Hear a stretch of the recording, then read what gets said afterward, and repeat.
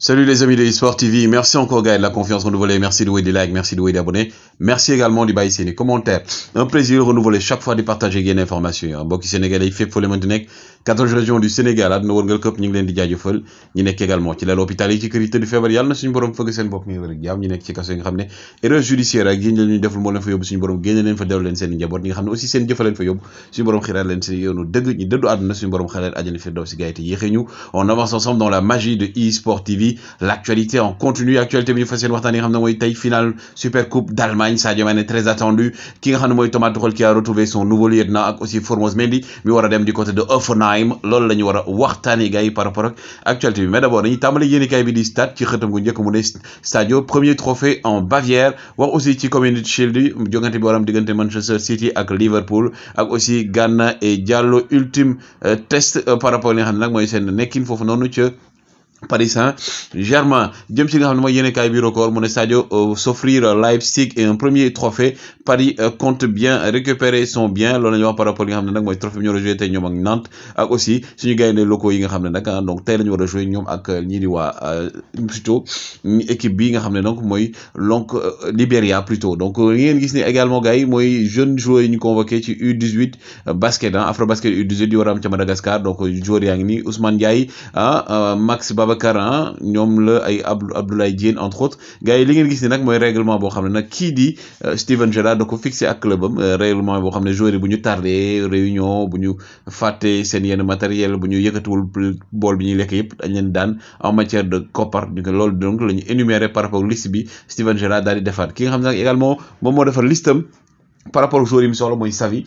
mi nga xam ne nee na bëgg-bëggam tey mooy Messi dellu si jeexalee carrière am li nga xam ne mooy FC Barcelone loolu daal mooy bëgg-bëggam saison bii di ñëw Ter Stegen moom it day toog ca FC Barcelone ndax amul beneen proposition bu ko yeneen club def moo tax fi mu ne nii daal moom toogam leer na ñu ne du côté de FC Barcelone lay joué waat saison bii ñu nekk nii ak boo moytuwul saison bii ñu daal di dëgmal bu bi jeexee bien entendu ki nga xam ne mooy Robert Lewandowski moom wax na indi na ay leeral ci bëgg-bëggam nee na moom nag du Haaland mi ñu waroon a indi bëggoon a indi Bayern moo tax mu daal di jógee Bayern de Munich nee na aussi aujourd'hui moom bëgg-bëggam mooy dafa nekk joueur boo xam ne chaque match dafay bëgg di dugal ay but loolu daal mooy gis-gisam et dafa bëgg gagner ay trophée ak FC Barcelone. kii moom di Bernardo Silva waa FC Barcelone moom ñu ngi ci ginnaaw donc Barcelone mi ngi commencé di rêver ñoom joueurs yi ñu jënd yëpp xaw fu ñu lijjantee xaalis loolu nañ def benn analyse mais fi mu ne nii moo nekk priorité FC Barcelone pour jeexal seen mercato ki nga xam ne également mooy Hakim Ziyech fi mu ne nii nag Milan AC daal la ko waa Chelsea bëgg daal di jox moom mi nga xam ne bokkul ci plan wu kii di Thomas Tuchel et à défaut ñu jaay ko dañ koy bàyyi mu toog bokk peut-être ci turnover bi foofu noonu du côté donc des Blues de Chelsea ki nga xam ne aujourd'hui mooy James Maddison nekk joueur de Leicester moom nag Newcastle daf ko defal proposition bu xaalis bu bëri plus de 40 millions mais waa Leicester ñoom ñoo ne dee ñoo lànk ba ci suuf duñu jaay ki nga xam ne mooy James Maddison xanaa ñu joxal leen prix wala njëg bu ëpp loolu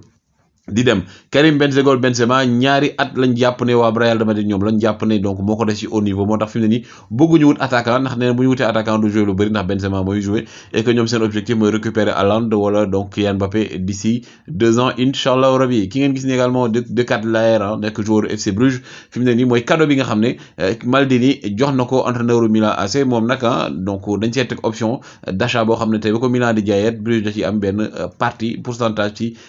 revente boobu ñu ko tuddee ki nga xam ne également mooy Tammy Abrahams moom nag dafa ne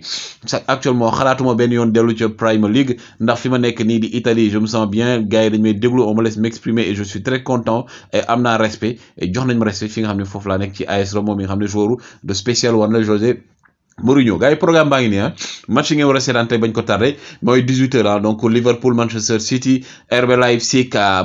plutôt Bayern de Munich c'est à partir de 20h30 dañuy comme tàmbalee nga xam ne mooy Community Shield bi gars yi duel entre kii di Jürgen Klopp et Pep Guardiola mais également Darwin Núñez versus le cyborg kii di Erling Braut Haaland ñaar ñi la ñuy xaar ñaari attaquants yi nga xam ne tey dañoo war a titulaire ñoom la ñuy xaar tey xool nan la ñu fas yéene jouer ak aussi kan mooy ponkal bi fi mu ne nii mais le vrai ponkal le le Kaiser des Kaiser, le champion d'Afrique, meilleur joueur africain et meilleur joueur du monde pour man sama gis-gis mooy kii di Sadio Mané fi Kaiser Mané tey la ñuy jouer donc diggante Bayern de Munich contre le RB Leipzig Super Coupe d'Allemagne xel aussi di dem ci Babacar Ndiaye mais duel à distance entre kii di Christopher Nkunku et Sadio Magnifique Mané gars yi tey la match boo xam ne ñëpp a ngi xaar Sadio Mané kii di Julian Nagelsmann tey lay testé 11 tibam par rapport ak match bi à exception près di ngeen gis ko waxoon naa la ko démb donc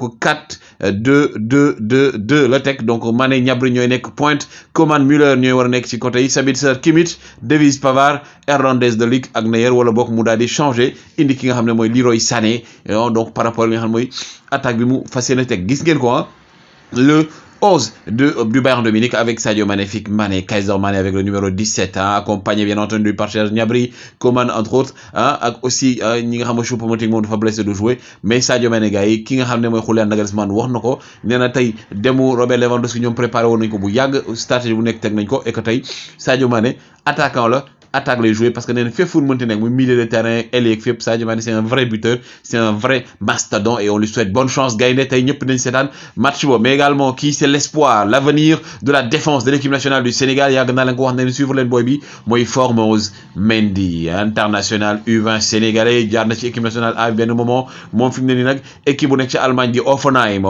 buñ ko waxee seen xel dem ci Demba Ba parce que Demba Ba joué na fa un certain Papis Demba Cissé su ma juumul également joué na fa donc aujourd'hui Formose Mendy moom il veut quitter Amiens dem xool benn expérience du côté de l'Allemagne peut-être nga xam ne Hoffenheim da cee teg gëtam def ko mu nekk seen priorité et c'est un joueur boo xam ne techniquement il est bon dans le duel aérien relance de cee baax sens du placement am na ko peut-être que fougue bi parfois moom moo koy emporter lu bëri mais c'est un joueur stratosphériquement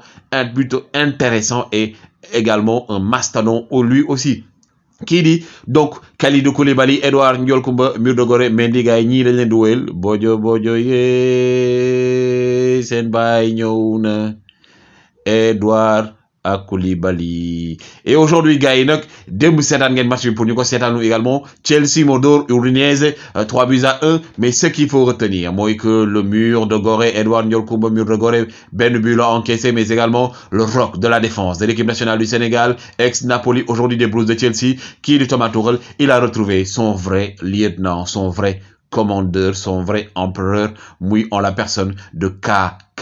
Kalidou Koulibaly, Mr. K.O., Mr. Glissade, des moments qui nga xam ne mooy Raheem Sterling, ils ont joué leur premier match en tant que tutélaire par rapport à l'équipe bi. Kalidou Koulibaly qui porte le numéro 26 porté par une légende du côté des Blues de Chelsea muy ki nga xam ne mooy John Terry bi nga xam ne donc il souhaite bonne chance à Kalidou Koulibaly mais hier gars yi Kalidou Koulibaly gars yi kii du Thomas Tuchel il a été séduit gars yi yëpp ngi koy wax waa supporters yu Chelsea ñi ngi rey seen bopp les médias anglais ñu ngi koy commencé wax ne aujourd'hui peut-être que le meilleur défenseur du monde est arrivé moom mi nga xam ne daf lañ koy fàttali Kalidou Koulibaly moom lañu nommé mu nekk meilleur défenseur d'Italie statam yi prouvé na ko démb également il a été exceptionnel Udinese benn club italien lañ dajeel gis ngeen glissade tacle bi mu def ci Deulofeu occasion yi nga xam ne annulé na ko dindi na ko donc moom it aussi Edouard Ndiol Koumba Mur de Gorée Mendy premier but mu encaissé c'était un but malchanceux parce que dafa génne bal bi far que beneen attaquant ba nga fa daal di koy dugal mais gars yi lan ngeen gis ci match tey RB Leipzig Bayern de Munich Sadio Mané ndax day dugal joxe leen seen pronostic Edouard Ndiol Koumba Mendy kii di Kalidou Koulibaly ak Formose Mendy jaa ngeen jëf